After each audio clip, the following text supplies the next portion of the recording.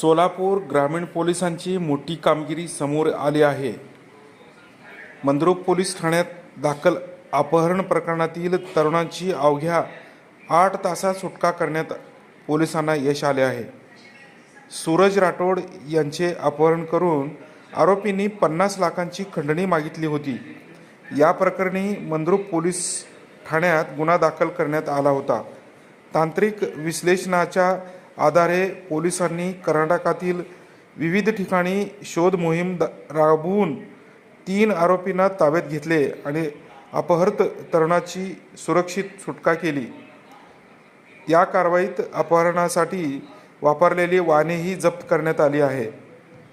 Police अधीक्षक अतुल कुलकर्णी यांच्या मार्गदर्शनाखाली स्थानिक गुन्हे शाखा व मंद्रुप पोलिसांनी ही यशस्वी कारवाई केली आहे।